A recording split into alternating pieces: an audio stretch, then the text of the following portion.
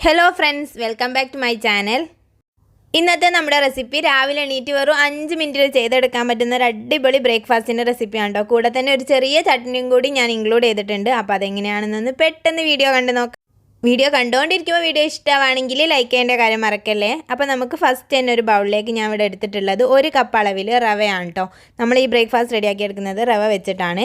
അതുപോലെ ഞാൻ ഒരു ബൗളിലേക്ക് 3/4 കപ്പ് അളവിൽ അവൽ ചേർത്ത് കൊടുക്കുന്നുണ്ട് കേട്ടോ. ഈ ഒരു നല്ലൊരു സോഫ്റ്റ് ആയിട്ട് കിട്ടാൻ വേണ്ടിയിട്ടാണ് അവൽ ചേർത്ത് കൊടുക്കുന്നത്.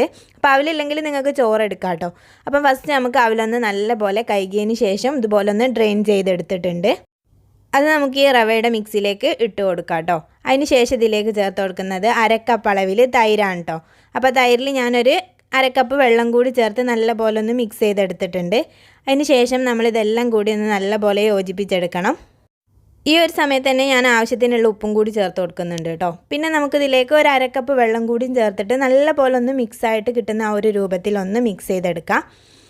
അപ്പം നിങ്ങൾക്ക് ആവശ്യത്തിനനുസരിച്ച് ഒന്ന് വെള്ളം ചേർത്തിട്ട് ഏകദേശം ഒരു കൺസിസ്റ്റൻസി കറക്റ്റാക്കി വെക്കുക കേട്ടോ. ഇനി ഇതെല്ലാം ഒന്ന് സോക്കായിട്ട് കിട്ടാൻ വേണ്ടി ഒരു 5 മിനിറ്റ് ഒന്ന് അടച്ച് വെക്കാം. ആ ഒരു സമയത്ത് നമുക്ക് ചട്നി റെഡിയാക്കി എടുക്കാം കേട്ടോ. അപ്പം ചട്നിക്ക് വേണ്ടിയിട്ട് ഞാൻ മിക്സിയുടെ ജാറിലേക്ക് വറുത്ത കടല ഉണ്ടല്ലോ അത് 2 ടീസ്പൂൺ അളവിൽ ചേർത്ത് കൊടുക്കുന്നുണ്ട്. അതുപോലെ പൊട്ടുകടല എന്ന് പറയുന്ന കടലയും 2 ടീസ്പൂൺ തന്നെ ചേർത്ത് കൊടുക്കുന്നുണ്ട് കേട്ടോ. ഇനി ഇതിലേക്ക് ഞാൻ ഒരു തക്കാളി ചേർത്ത് കൊടുക്കാം.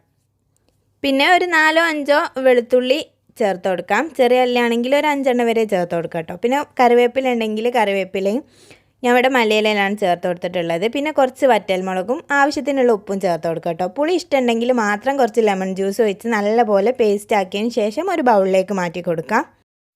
അതിലേക്ക് നമുക്ക് വെളിച്ചെണ്ണയിൽ കടുകും വറ്റൽമുളകും അതുപോലെ കറിവേപ്പില ഉണ്ടെങ്കിൽ അതും കൂടി ചേർത്തൊന്ന് താളിച്ച് ഒഴിച്ചാൽ മതി കേട്ടോ. നമ്മളെ ചട്നി ഇവിടെ റെഡി ആയിട്ടുണ്ട്. ഈ ഒരു സമയം കൊണ്ട് നമ്മുടെ മാവ് ഇവിടെ നല്ലപോലെ കുതിർന്ന് ഇതേ ഒരു പരുവത്തിലായിട്ട് കിട്ടിയിട്ടുണ്ട് കേട്ടോ. ഇനി നമുക്കിതൊരു മിക്സിയുടെ ജാറിലേക്ക് മാറ്റി കൊടുക്കാം. ഇതിൽ നമുക്കൊരു 1/2 കപ്പ് വെള്ളം കൂടി ആവശ്യമായിട്ട് വരും. അപ്പോൾ അരച്ചെടുക്കുമ്പം 1/2 കപ്പ് വെള്ളം കൂടി ചേർത്ത് നല്ല പേസ്റ്റ് രൂപത്തിൽ അരച്ചെടുക്കാം. ബൗളിലേക്ക് മാറ്റിയിട്ട് നമ്മൾ ഇൻസ്റ്റൻ്റ് ആയിട്ട് തന്നെ ചുട്ടെടുക്കുന്നതുകൊണ്ട് ഒരു നുള്ള ബേക്കിംഗ് സോഡ ചേർത്ത് കൊടുക്കുന്നുണ്ട്, അപ്പക്കാരം. അപ്പോൾ നമ്മൾ 2-3 മണിക്കൂർ വെച്ചതിന് ശേഷമാണ് ചെയ്തെടുക്കുന്നതെങ്കിൽ ഈ സോഡൻ്റെ ഒന്നും ആവശ്യമില്ല കേട്ടോ. അല്ലാതെ തന്നെ നല്ല സോഫ്റ്റായിട്ട് പൊങ്ങി വരും. അപ്പം നല്ലപോലെ ഒന്ന് മിക്സ് ആക്കിയതിന് ശേഷം നമ്മൾ അപ്പം ചുടുന്ന ആ ഒരു തവയിലോ അല്ലെങ്കിൽ പാനിൽ ഏതെങ്കിലും ഒരു പാനിൽ ഇതേപോലെ ഒന്ന് ഒഴിച്ച് കൊടുത്താൽ മതി. അടിച്ച് വെക്കേണ്ട കാര്യമൊന്നുമില്ല കേട്ടോ. ഒരു 2-3 മിനിറ്റൊക്കെ കഴിയുമ്പോൾ നല്ലപോലെ കുമിളകളായിട്ട് വരാൻ തുടങ്ങും.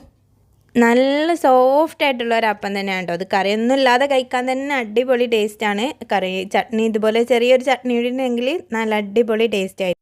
വൈകി എണീക്കുന്ന ദിവസങ്ങളിലൊക്കെ ഇതുപോലെ ചെയ്തെടുക്കുകയാണെങ്കിൽ നല്ല ഈസി ആയിരിക്കും. അപ്പോൾ എല്ലാവരും ഒരു തവണയെങ്കിലും വീട്ടിൽ ട്രൈ ചെയ്ത് നോക്കിയതിന് ശേഷം കമൻറ്റ് ബോക്സിൽ റിവ്യൂ അറിയിക്കാം കേട്ടോ. അപ്പോൾ വീഡിയോ ഇഷ്ടമായിട്ടുണ്ടെങ്കിൽ ലൈക്ക് ചെയ്യാനും നിങ്ങളുടെ അഭിപ്രായങ്ങൾ കമൻറ്റായിട്ട് അറിയിക്കാനും മറക്കല്ലേ.